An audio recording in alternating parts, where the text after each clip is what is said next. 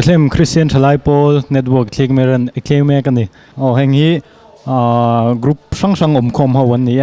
hey kan dress turi voi chulama te kan buai puya choli ni ma sela fellowship om lo wangin voi tai vela kan buai puya a thing thadon khop mai ha la lam khop mai kan zawai kan ti thadu ni chuan anuam anga ti thalo lam lo chuan kan vai chuan nuam viawang in bot sai dan em po kan nei lo ole ama sain engrum ngai ni min thil them tetera group zo takin ni me zo takin ni zo zai han ti khanin midang chen khadu dan ang vek chun kan ti lo mai the group a chuan import sai ma saber kan ni karinga khatenga a khok theng thei turang ber khan kan ti chawa kain bot sai na sa khop mai pu ara ro chara ni lewin tlangwal ara ro chara kan e ke kor ar ang chi hi kan ti do mo ka tia amaro chu ar dan taka hian asen afara asen han ti khan ki keiman ka thuya ka som na kha alo nem lu tuka du agina pot par theilawa entinge imbot sain sa toem na sa ve khop me bani to ga chuan thom tho vel po i ka tap na sa to khop me a tha ka ti khop a ka phur khop mai tu na hian ke kor po atlang ar pa ke kor thalai po pani ka thui che tawa chu tiang vel chon thin ka tum hle ni a tha ka ti khop mai tin chat zan hi kan urna sa khop mai kum ti lam khanin literature committee ten branch committee arona kan siama kum ti ra tang inbo sei to ni a he hun kan thleng don tak to a tun tum hi ka inbo sei sa khop mai a branch committee appoint tum li vel chu kan ngai to in ka ria ha mi tin chat zan chung chang hi kan branch committee po phura chi sang a heng tiang kan member te hip khom thei kan du ber ani a chu tiang tur chuan literature committee ten rom hanan ron siam kan lom le a e kan in huang hianin han hol kolula arem chan chuanin chepo kan tamin ka ria member item tel tam ber thum ni ka ria kan lo lom khom kan throi tu te po group tina member dom tak te ti hian che nia jaka in board sei cho group te po in board sei na sa an thi pa to ban so tak meo thi pa to pi na ma po item tak te min entir don ni kan ria kan lom le a but he zong a hianin kan du ber ro chu heng te kan ro pui ni lo KTP ro pui ni lo se pathian ro pui ni se thi kan du bera member te KTP rong bona te ko ran rong bona te kan nei theina ta na heng te mang theira ti kan du dan ber chu ni tuna kan mu me khi Bethlehem branch assistant secretary tlangwal som te ni a literature nai thi engtinge mu dan kan bo sen sa thoriu me a enge mu dan min ril te le ni he group te anin buat sai na sa alom om leng ka ria item te po hi trum da kan ti ngai lo tak te ni donin ka ria group ten phura alom om leng ka ria chung te pon min phur pui leng ka ria i kanu te pon enge pa te thil hlui te an haya min phur pui leng ka ria i member sim te po hian tun kar sovel su an soina sain ka ria om khom to let na chuan thin dan tur hlir hi an thu pui ning ka ria hemi hun kan mang tur hi alom om leng ka ria ken ba sai na salutuk ching the ang berin kalang ka hak to khi wang lu tu ka ha tok lo jela chuan chan Peter lian deu hlek ka zong in bo sai na sa to khop mai bazara voi thum kan zong to ka du ang kala mulo ni anal viewang hei ka sam ka zuari ve to boka hairstyle lam chu aturu viewang ahman lai viewang ole he helama hian group pakhat alo thule thap me a en group ngan ni kan so tanga helai tangwal korwar ha kongoin en group ngan ni milo sil them luka kan changwal cha khop me kanin thurwal la po cha honge kal tu ke indon bondon lutuk mala edi hi ke en la bondon mo tuna ka sai chuanin a chalawang in surprise lo lutuk palang group pakhatin an special item turte an imbot sai me kania inbot sai na hi ngor takin akal me kania amunom don hle ani imbot sai da em po ka chang la thom no ching lampang chu hai ve no la ma se awang ang ren khom me kan voi khati na tur ka chak to khop mai ni pon na chak to engtinge address lampang da engtinge imbot sai hei kanu hian ka thuyang chawate mani ha na thui china kan havel china ma se du thu sam lo a an thui thale don diom takani kan thenom pa hianin thom na hlui tiang si hi lo nei lo maya hi ka ho ka tum atuma ka kile tang ka lu chep thleng a ching theng ber ni me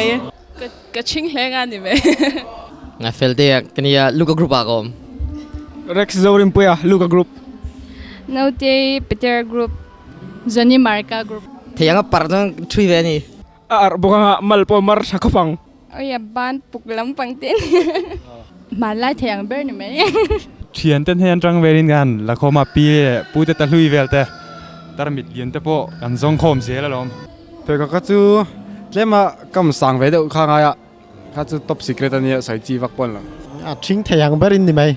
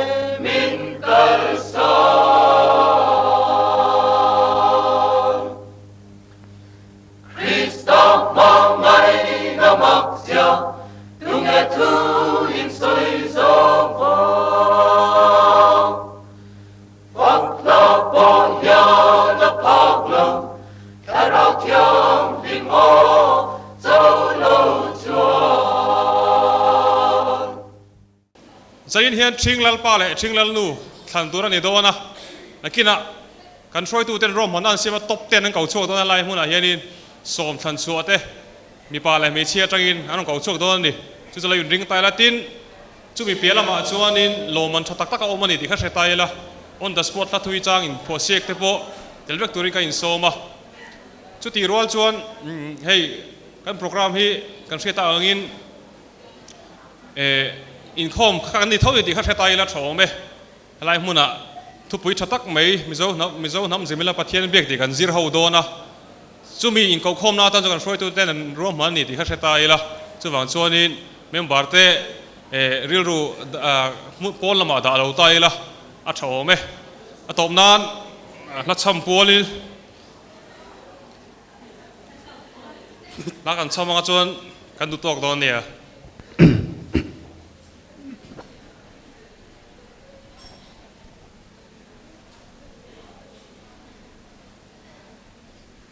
Zanin Zue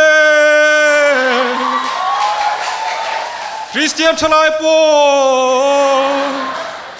Chin Chazan mang tu zong zong teu Kan Safai Lim takini mangu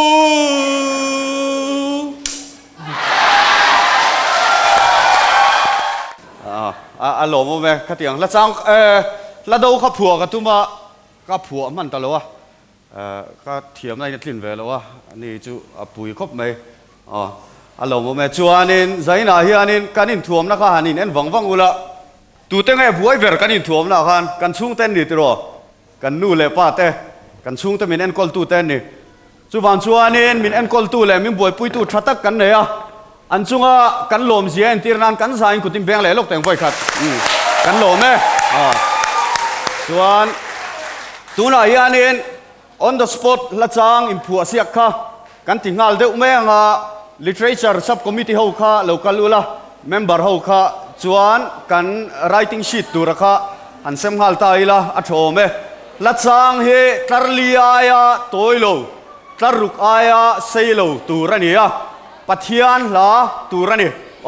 leng zem le leng long lo turani pathian la turani kan en dik tu te tan en dik ziak tu le thelu tan tam tak thutin bul kan han tran ma sa ani la chang im phu siakin literature subcommittee member ma piang te kha ka kawa piang te khong ai na ta hian ron kal ngal zelula chuan in sem ngal don yela sem lo ula chuan heta ka kau chuak cheu ngai ding lo don ya kan literature subcommittee ten ruam man na an siama thin that zan hi mang ve teng u an tia chu mi an rot na chu branch committee an thelu ta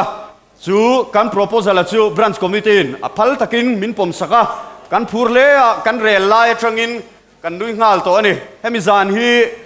tlumte thira kan thir tak tak ani a zanina a hlotin na kan mu thei kan lom tak zet ani chumi bul min tran sak tu te zanina hianin ngel hriat ve hrim hrim kha thain kan han hredewa ama sabera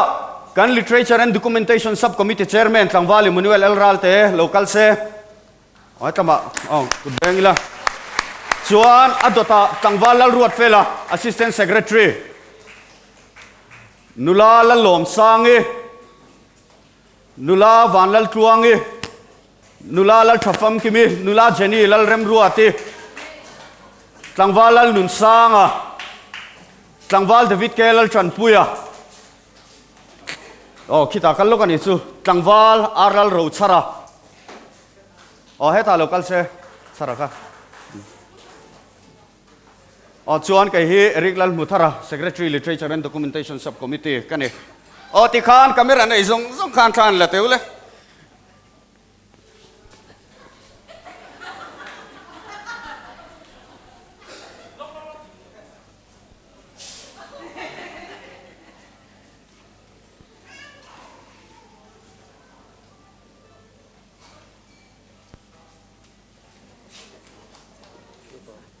kan lo me chuan lekha kha semila ziak theu tumila thome tlarlia ya tlem lo tlaruk aya seilo turania omzia chuan poi mani mai la thu kan han ti taknangin lo la zia lok lo turania zia thei kan ti huna kan ziak don ani arei hun chunga kha zia thei hun chunga kha minute nga tanga minute som ani ti chuanin kan slide presentation vel kha adu chuanin ati thei renga atiang recess lai hian ti kha kan ang hriat tir ani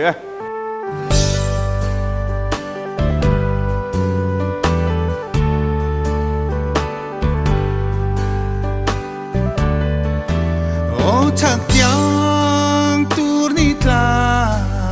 môi nghe vạn gió lại to na cái trang nên thấy xí lâu hồi lâu ba yang in hồi lâu la cùng thoáng in lâu kỳ ro xí ra yang khó tin quý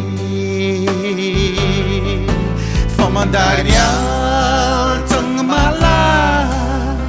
itha tel shanti la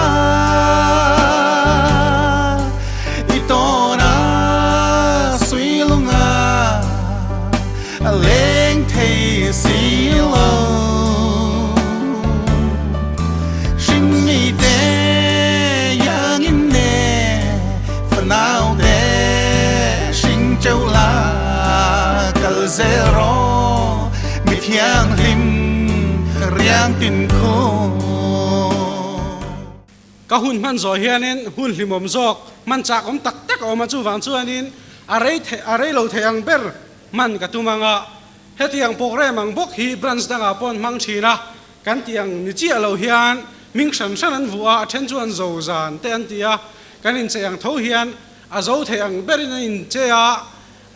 tin an stage te le thil chi sang sang kha mi zo thom ho te le mi zo pon chi sang sang in an chei thina hetiang hi tun lai hian branch danga po anwar le a ke ni branch pon ming san de lek voin thim chat zan ka han tia na chi ka soi tong khan a hlot ling to em ani le pathian le khabu thiang lim lo chiari la toy te tir khau te thil ti bung som pali chang som paruk le som pasari chau hi kan chiar nge tir khau te thil te bung som pali chang som paruk le som pasari chu pathian chuan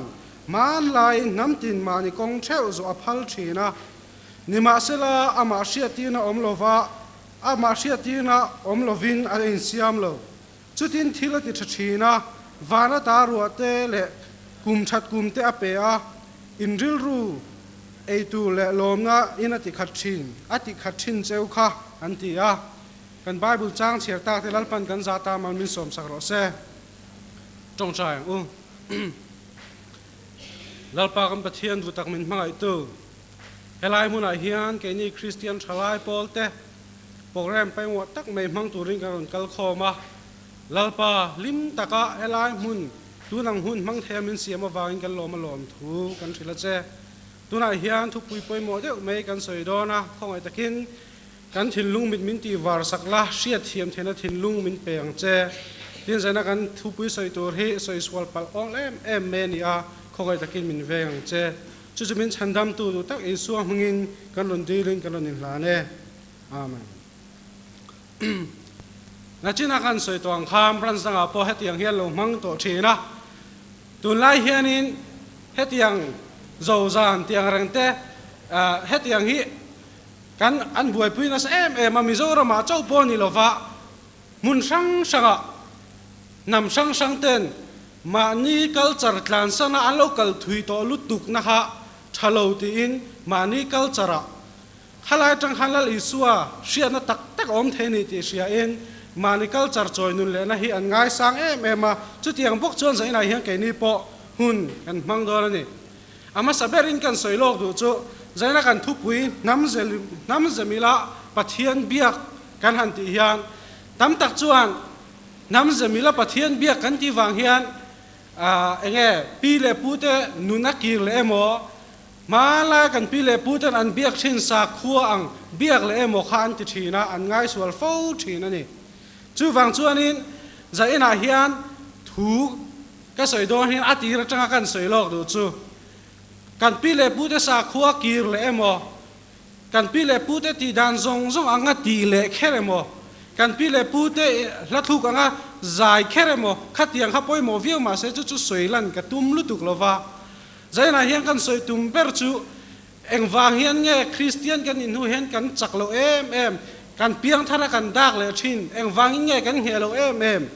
hemi hi chan tam tak om thenga chu mi chan bul pui ber pakhat chu ke mani culture kan chian lo wang hi ni chu wang chu kan culture kan chian phot chuan lali su kan rin na ko nga hi min puyanga min ti chak the ni ti kha ka sei tum ber ni a lali su kan rin na ko nga hian he ai chak zo kan kal le the kan kal the na tur chuan ke mani culture kan chian anga ni namdang culture anga om mei lovin ke mani culture anga kan nuna ke mani culture anga pathian thu kan ngai tha kan siat thiam a poimo ni ti kha zaina kan soi tum ber pakhat ani zona chi sang sang om thei chu Kristian na Mizorama alo lu ta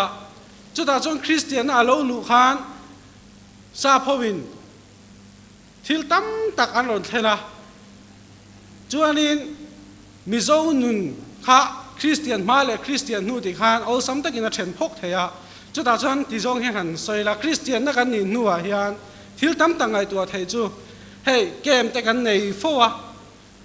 crusade te kan neya amaro chu chu ti chung chuan kan thusing em ani piang thar kan tam em a anu loka kan dale thina ni hei ka le loka pok e ni pon kem kan nei dona tin het yang bok hianin Mizo châu po kan ni chuang lo namdang ramdang mi te po an piang thara an dale thina an kal an tian enge anu angai an thule thina an chak lo chang an nei thina ni chu tiang chu Mizo châu po ni lo min sing tu te sa pho ti mang wel so te nge po an ni ya chan chin tha min ron thila an min lo thin na rei to e me ma chak vio o man ya amaro chu tu na chung kan thia chu min sing tu sa pho te chu nghe Kristian nan nghe to lova an tu le a an soi kan siat fo chu biak in te po khara lo ngai to a biak in tam tak chu zu muna te zu in na muna te sia mangai to ani ti kan sia ni chu ti lai chu an thil pakhat om chu Kristian na te kan kal vut vuta thok khat lai kan chak viwa an du kan thuk le lai hian thil pakhat om chu nget char hin om ani eng tik lai po dang ngai lo hin om tat me ni chung chu nam sa kho zui tu te an nia chu India ra ma po nia hey Hindu ho kan ti ya an thu ve me mi alo ni tin nam sang po an ma ni sa khua nge tho hi an tu mang lo re nga khovel ma so na hian ati buai mang mi alo ni amaro chu Kristian chu min ti buai na sa em a chu wang chuanin chung tu ve ngai lo chak lo vak ngai lo atang chon inzir tur tam tak omani Mizo te po Kristian alo thlen ma khan namrin om thin kan nia amaro chu Kristian na lo lu nu hian kan rin om lo sot em a kan tuzing em a hei Kristian a thalo ta emol le o ti mi tam tak chun an ngai tua chu wang chuanin a che zong a soina po tam em ani nimin wang lai ni chan chin bu kha kan chiar chuan kan en chuan phek ma khan kha chana Pawl ho thala kha lo langa zai on a birthday an lo mani kha ni zana zo ne ta po chhuak ani o me kha tiang kha mi hian an ngai ven sot em ani hetia net lowa hi ngranga om hi she oman ti a pian thar pon nget chara pian thar kha han du em a mi zong du ani amaro chu kan thei le kan ti le thei mi alova chu wang chu anin khi an ni te po chana Pawl te po ti khian nget takin an kal char me ni amaro chu kan soi tum ber ani don lo a to pa chu an thalo na po kan soi do na khatianga nget taka Kristian na an ni an ding theyang hian Kristian he eng tin nge kan nge theyang ti hi zera kan soi tum ber po ani khovela hianin sa kho chi sang om thina nachina Bible chang kan chiar tak ang khan Kristian na alo lu ma po hian Mizo pon sa khuwa kan lo vuan to thina ni kan sia khovela hian sa kho tongin han soi ta ila khovela hian mi chin hian oma pakhat na chu pathian om ring lo an nia pakhat le chu pathian om ring tharau lam nun ring mi an nia จุดอาจารย์ประเทศอมเราประเทศอมริงเราถ้าเราลำนุนถ้าเราลำริงเราจะมีเต็มเตะเจ้าวันนี้มีเจ้าแต่พอคริสเตียนกันนี่มาหันถ้าเราลำริงมีที่หนูอมดานที่หนูที่หนูว่ากันอมดานตัวริงมีจุดอย่างมีจุดกันนี่อามาเราจะทราบเขาวันเรากัลขานคริสเตียนมีเราเสียมขานจู่ตั้มตั้งหูฟูเราเวียนเนี่ยรำหวยเบียมีเราติริงอดทีนี่จุดตาจวนนี้ที่ฟูเราตั้มตะกันในเวียเรเวนเลี้ยงข้ากันพาสตอร์มาสาขานกันปีเล่ปูเตขานรำหวยอันเบริงอดเราอันเบียขับปะเทียนนี่ที่ปนเราสวยแง่นี่จุดอย่างจวนที่ฟูเราตั้มตักอันเราในเวียจุงวางจวนกันคริสเตียนนับพอฮีอดัลเวเต็มทีนั่นจวนนี้จันอินเฮียนี้ขัดยังนุนาขันเล็ดเลยกันที่นั่นนี่ละว่าอามาเราจู่เอ็นติ้งคริสเตียนน่าเห็นกันเหเร่งที่ฮีกันสวยตุมันนี่จู่มีกันเหเร่งเทนตัวจวนแล้วลิสัวให้กันมาโมเซียกันตานะอัลลุเซียกันเชียเทนตัวจวนแกมานี่คัลเจอร์ค่ะเจียงตะกันเชียต่างไงนี่เฮ้ยดิลโกพอละฮีexample ละหันมังลูกฮีละจุดสาขวาเฮ้ยจุดด่านแต่เชียงมาจู่มีอาเซียเจียนะวางจวนแล้วลิสัวค่ะอัตราป่วยโมเซียอาเซียนี่จุดด่านฟัมกิมโลด่านแต่ข้าอาเซียจู่วางจวนนี่จุดด่านแต่พอขันมาแล้วจังตัวอินปะเทียนชั้นดำนั้นอันมาโมมาอามาเราจู่แล้วลิสัวโลลันขันอันเชฟเฟียเทียมโลนี่จู่วางจวนแล้วลิสัวโลลังค่ะจุดด่านแต่ชั้นดำตัวนี่ที่เราพอละขันอาเซียงมันนี่จุดอย่างพวกจวนมิโซโปค่ะกันนี่กันสาขัวขันตุนมาสาขัวกันพี่เลยพูดกันเราเบียกที่นาขันฟัมกิมเราตั้มตะกอมาฉันดำตูเลยข้าตะจังก็ฉันช่วงตูอังไงนี่รำหวยเบียแต่กันติดชีนะรำหวยเนี่ยอินโทยแต่กันติดชีนะอาฉันจูอันนุนาขันข้ามีสาขัวข้าวนเร่งอินเงตะกินอมมาเซฟัมกิมเราข้าอมนี่จู่ฟังจวนสาขัวซงมิโซสาขัวเจ้าปนิโลน้ำซงสาขัวฮีแล้วลิสัวแต่เราจนฟัมกิมเราเฟกันนี่จู่มีจู่แล้วลิสัวเราลั่นเจียขันฟัมกิมเจียนี่จู่มีฟัมกิมนั่นจู่กันมันเทียมเราจวน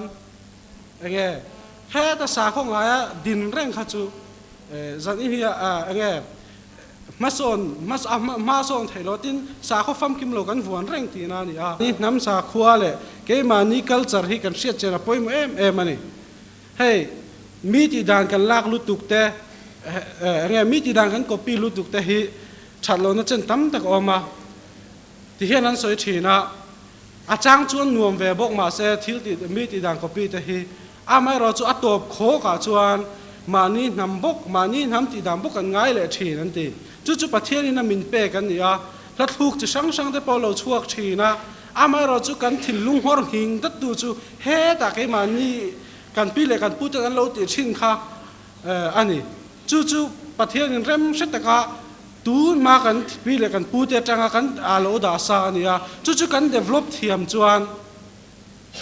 เทียมแต่ก็กัน develop เทียมจวนกันตีเทียกันตีปุยลินเทียมจวนคริสเตียนนับพอกันเห็นดอนนี่ตีข้าใจนี่เฮียกันสวยตุ่มเปรนี่เฮ้น้ำจะมีละประเทศเบียกตีเฮียนการพิเลพูดกันนักขิงแรงจุดyangจวนติดชีนังตีลำปังมาเองเฮคริสเตียนกันอินนูเฮียนกันเห็ดเรามากันเฮโลนัชันเบรฮีเกมันนี่บุลชุดแล้วลิสัวกันมาโมเซียกันเสียเจียนเราฟังนี่จู่เฮ้ประเทศทุยจิช่างอินมีนั่นสวยทีนะซาพอยนั่นตีได้นั่นสวยกรีกนั่นตีได้นั่นสวยจู่มิโซที่เฮียกันเสียเทียมเราทีนะจู่มีกันเสียเทียมเทียงเบรจวนซิริลาเทียมิลาลาเดปกันลุงเลนเทียงเบรตูรินซาอิลาจุดจังจวนคริสเตียนนักกันเห็ดเทียงดิน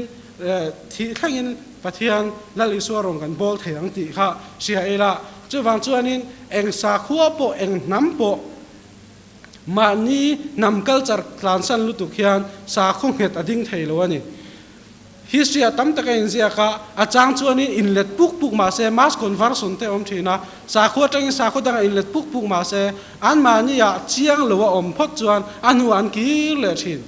จุดยังบอกหินตุนาจะโปอันนี้เจียงเราเฮียกันอินเล็ดนะเซไม่มาเจียงเราเฮียกันเพียงทันนะสันลุตุกจู่ฟังจวนอันหัวกี้เลยฮิโอเล่เบมันนี่ chu wang chuan lali su chiang ta kan hriat theina tur chuan kan pi le kan pu ten an lo biak thin sa khuwa te kha hre ve ela khata tang khan afam kim lo zia te hria ela afam kim lo atang khan chan chuangai mihring kan ni ti kan hriat chen chuan pathian hi thiam takin kan pe theanga tin enge thì thay in atan ring amin kan om theyang ti kha zaina kan soi thei tong ni sela kan thu soi ta te khalal pan kan za ta mal min som sa ro se Mathai group kan so manga Mathai group zo Johanna group 10 lathil ti theina tin ron en tir don ani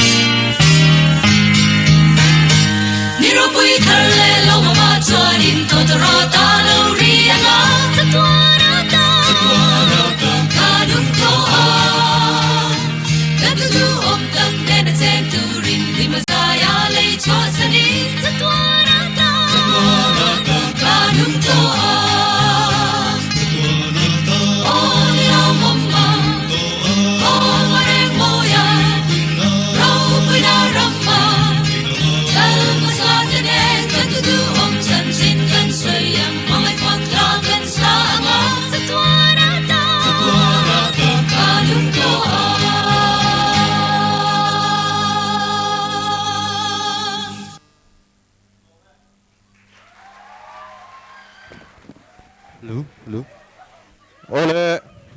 Mathai group 10 Malai sai Pawl min en tira wangin kan lom tak zet ani lathil ti theina ania lathil ti theina hian kan mi zo pi le putinuna a chazong le chazong in na satakin na a thok ani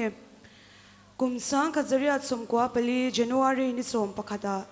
zo sapten Mizorama chanchin cha anron lupuin late minron le lin saka heti lai hian mizo irom chuak pathian la kan la nei lawa wangin kan zo sapten an la le lin mang te chuan an kai shuaina a in khom na te an lo mang ve thin ani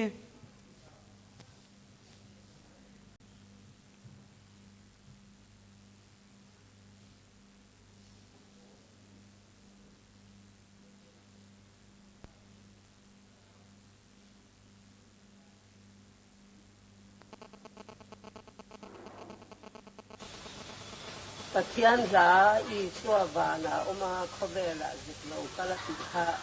sakasa komri ma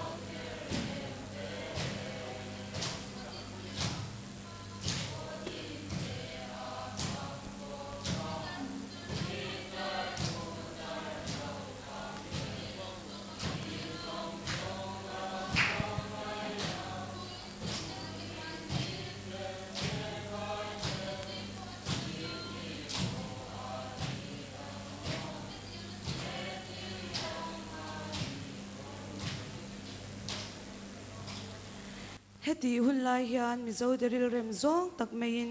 tlar thum zai alo chuak ta a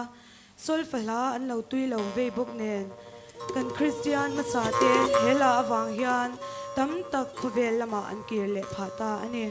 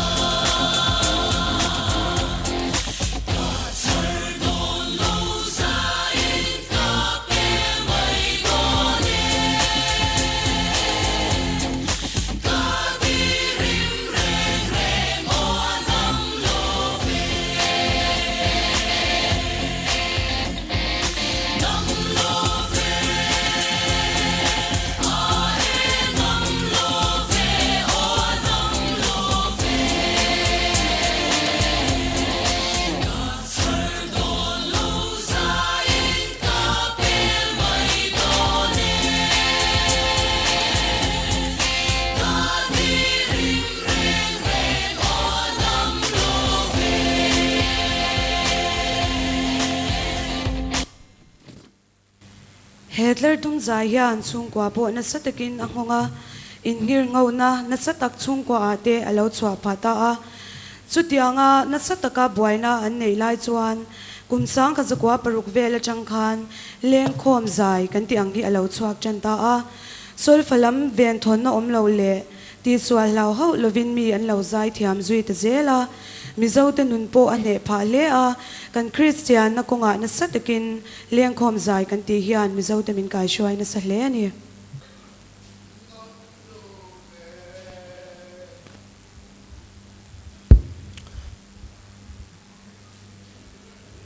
mày thái du cần lệ tổ chùa nằm lô về nuông hép hép lẽ mày nấu bằng bún tàu lạ chuan đara lu thế bukan tỷ lệ tác chu không nghe mà chính phủ cần đủ đặc chính phủ hiểu em lệ lu cái bữa bữa cần lên đón lên nữa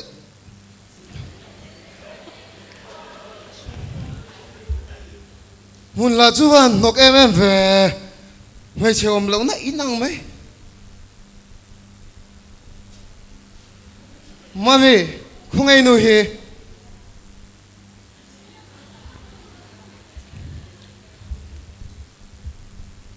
rất tốt rồi không ai nuôi hi cái tiền chú nên hôm nào cái khát vác vác cái nụ la cái gì hi mi hi min thầm lâu riêu mày à mọc cái gì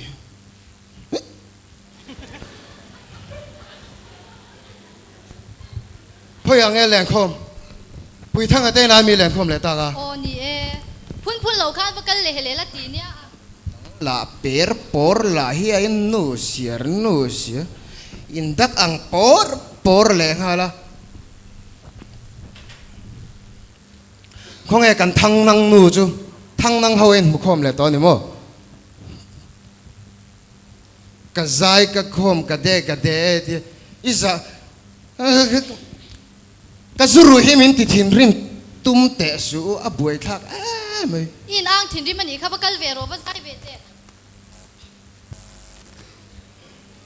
izak lo mi engei ti ka kalang phong e ka chem ka va lui don ka kutum he ka the don mai chu ho mai chu da kal kho pang va pin tar en chal sam rol pain va pot hong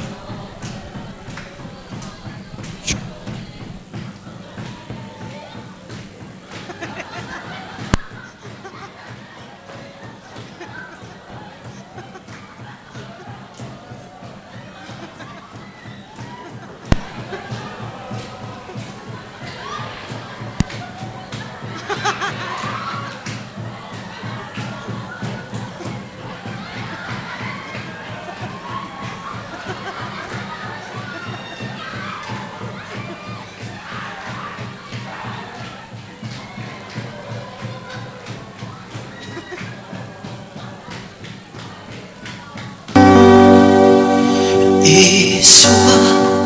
neka tuso Rolu berain Ata neka tu Leisum zong nei ain Isua neka tuso Ramli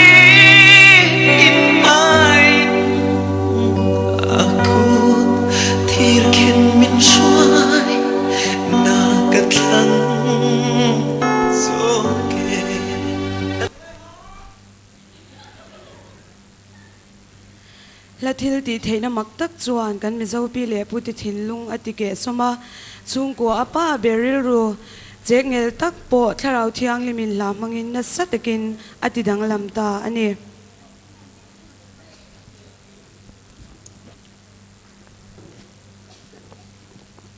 sirama an lapui till we meet again ti chu mi zo tong ngin kanin mu kanin tole ma lo zong tia an han saphei chu an lim zual le a basin an lo honga basian mizoram thleng akal theilo wangin ke in kong twanin an ron zaya an lim hle ani mai rang zinjing ami chim lama ho tur mi pathum te thana in khom hlan nungatan kanin mu kanin tole ma zong an sa an sa to play thelowa an la thu chuan swal rong bol tum mek te po an ne le a har tharna ro pui tak an chan pha ta ani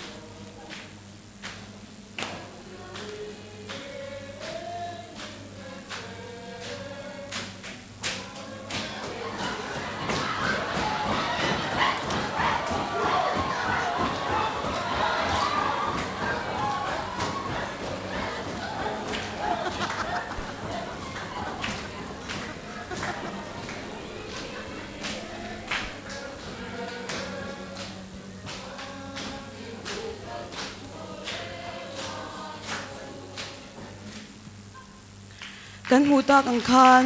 mai lai kan pi le pu te atanga vo in ni thleng po hian la hian na satakin kan mizo te thin lunga na satakin na athokani kan lo me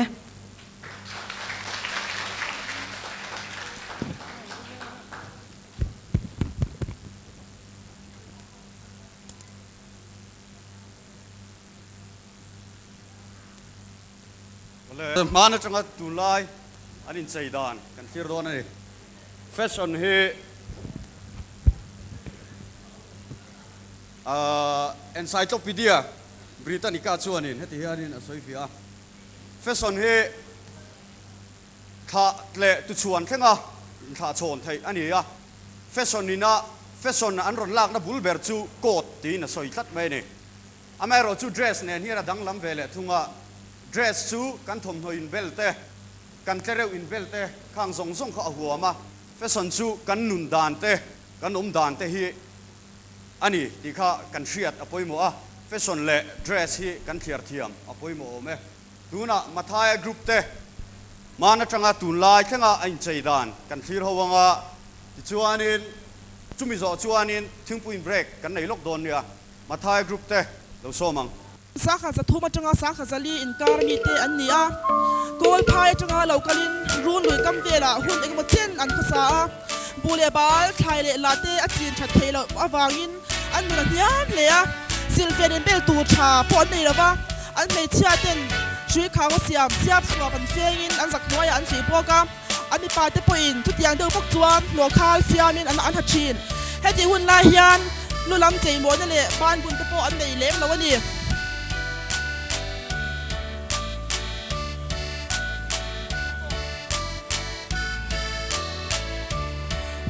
atot le lo ka le tu te hi kum sa kha zali atanga sa kha zanga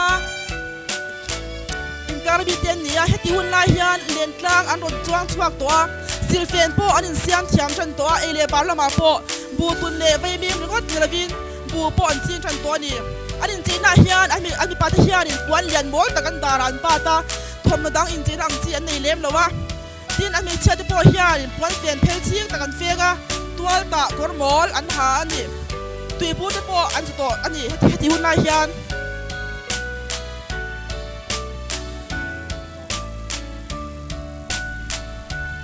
atot le lo ka le tu te hi kum sa kha sanga thanga sang khat le zarukin karmi te nia heti lai hian len tlang mai pa ka chiao ka man ron wa thazela kum sa bi som paruk ta top lama phe ka chuan lal an nei to ni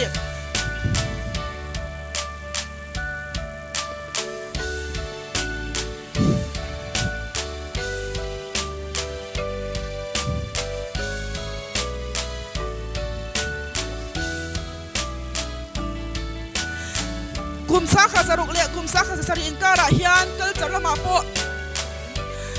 nasa takin man son to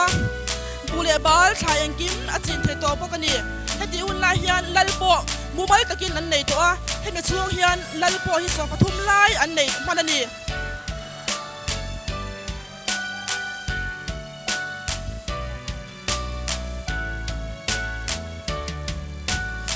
hemi kum sa kha zaruk le sa kha sari in kara hian anin china hian ami pa te hian dolrem kor an ha puan mol an bata ti chuan bible zu khi an thil chin thaber an thil chin per ania tin an mei chia te hian mar am an ha an fenga tual ta kor an ha tin em hi an chilak per pakhat ania tui pu te po an su chin ani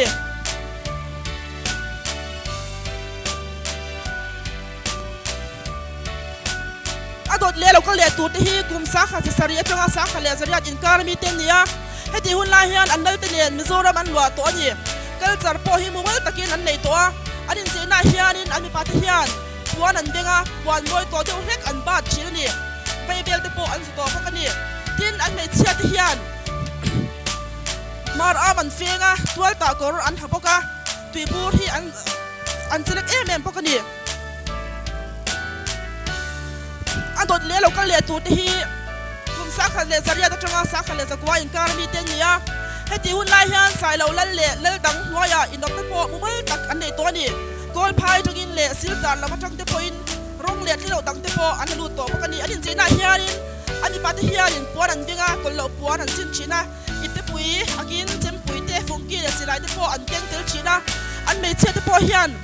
puan lai sen kan tiang chi te vingin korban tlon an ha tin se beng be kan ti te po an be boka em le su be lam phur china ni adot le lo kal le tu te hi kum sa kha za kwa changa sa kha za kwa som nga in kar bi ten nia ti hun lai chuan mi sing an chang kang to hle maya in do pui pakhat ta le panin na in mizoram a hor ve phak to ni chu chuan culture lama po na sakin ma so na athen ti ni anin che na hian ami pa te hian in ke kor pul ar an ha ka ti svar sap lu khum man khum chi ni kor chung dum an ha an chi ni an me che te hian in kor chei le puan chei bakiria china te an ha chi ni adot le lo ka le tu te hi kum sa kha za kwa som nga changa sa kha le za kwa som lu kin kar bi ten nia an mi pa te in che hi parallel ke koran ha ka bis ngong sei an ha long leaf kan ti le bangai phe khok hi an bun chin ani an mai chia te hian puan se de sul kan ti le ar si par ti an bi tlang puya vai gor chung huang deu ka ros an ha an saman phiara phe khok po phe khok var an bun chin ani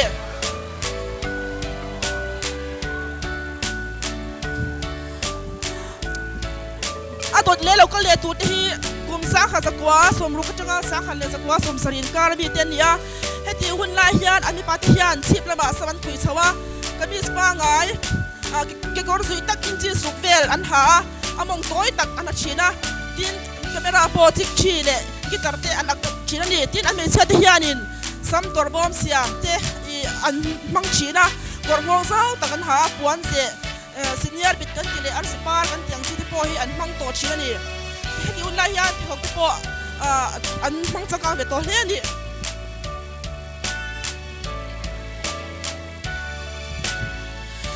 adot le lo ka le tu te hi kum sa kha za kwa som sari changa sa kha za kwa som ra tin kar mi ten nia heti hun la hian ani pa te hian ke kor mor ar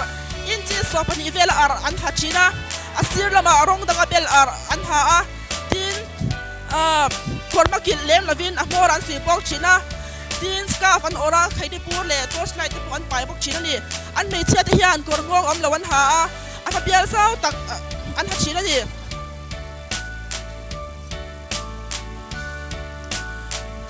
adot le lo ka le tu te hi kum sa kha za kwa som ra te changa sa kha za kwa som kwa in kar mi te ani a ti hun a hi chuan in china po in ma a son chho ve em to western culture kan ti te po kan ko ti chho ve chan to ni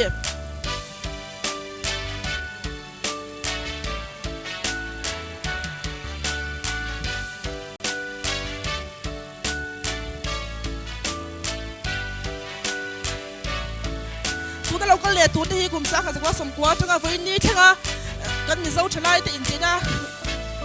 te ani a western culture in min luan he to em ani concession te hi asa em to ni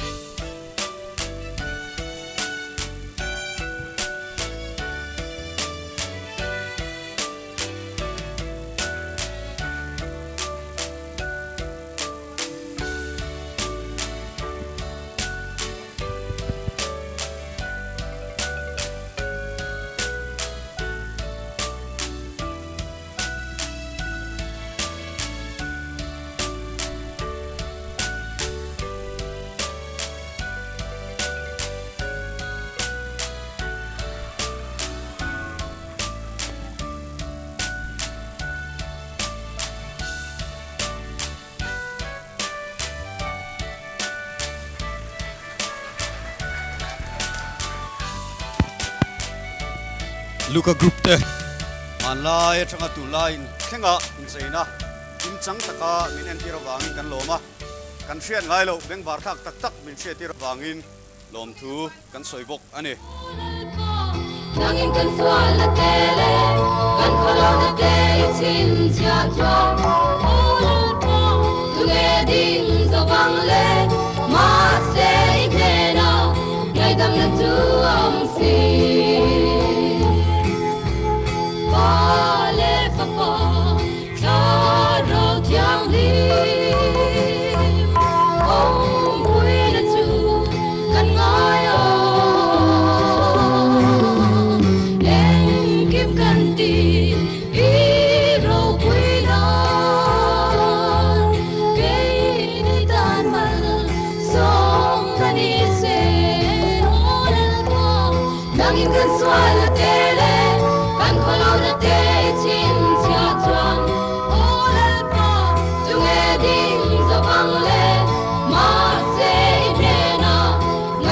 tu ông si ba le fa pa cha rau thiang hi ông pui na tu kan ngai a en kim kan ti i ro pui nan ke ni tan mal som na ni se nangin kan swal na tele kan kholo na te chin cha chuan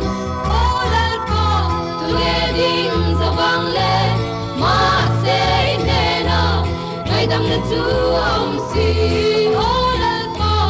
nangin kan swal na tele kan kholo na te chin cha chuan olal po tu ge ding za bang le ma se ne na ngai dam na tu tuna hian chinglal pa le chinglal nu kha kan la a lom man dong tu kha kan la puang don lawa a chan chu zanin hian kan chin dan hi a in ang rual kha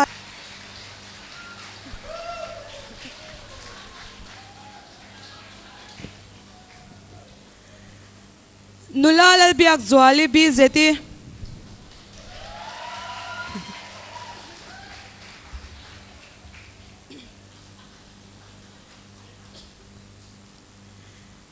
nulalal mangai te i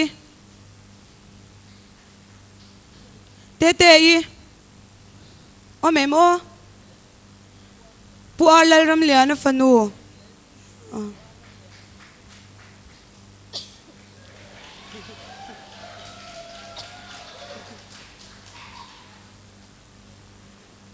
nula sang chungi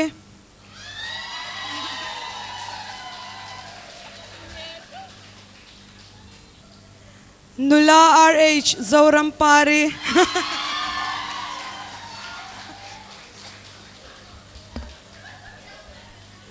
nula sang mami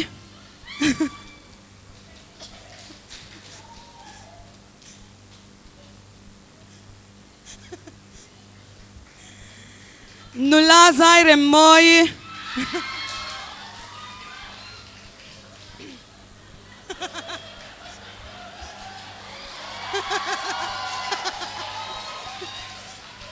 nula van ramoi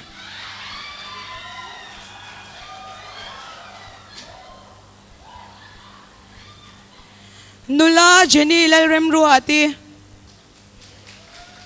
nula Jenny lal rem ruati o memo u Jenny local ro heta chinglal nu top te na itlinge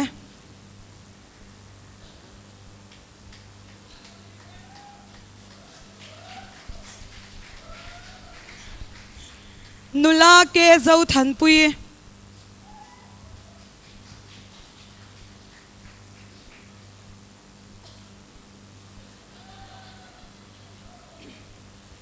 khati zong kha me chia top 10 te ania mi pa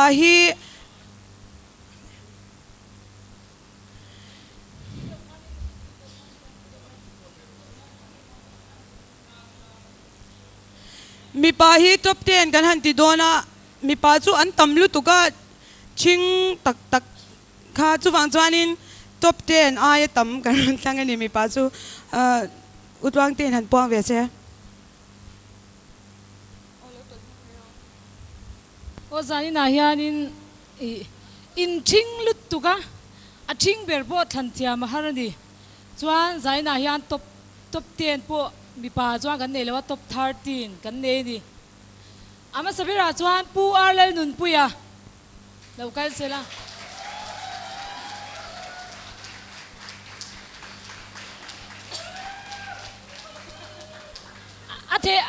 athe chu din top lo pan a in so kwal the ni ndu phat chuan ma in so kwal ro Benjamin Arlel Shiliana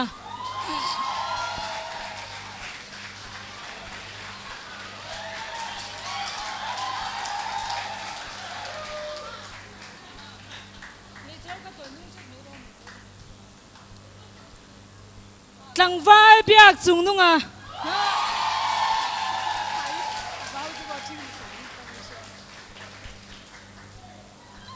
Tlangwai biak chung nunga phei ko khai lo en ton ya khoi mi nge mani nei bing ni abig liao liawa akorde abig liao liawa Hong Kong lama tanga cha ni ka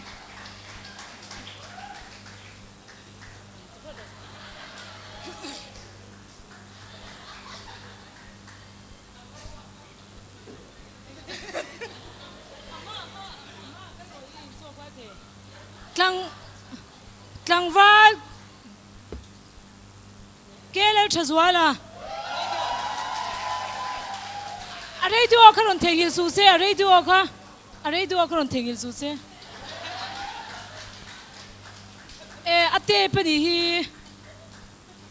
engen ti chin ka min ka chi ben Tlangwai le chan chwa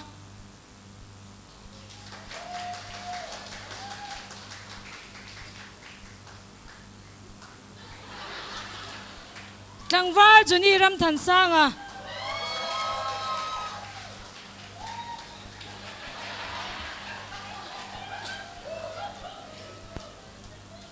Tlangwai ke van le shwaya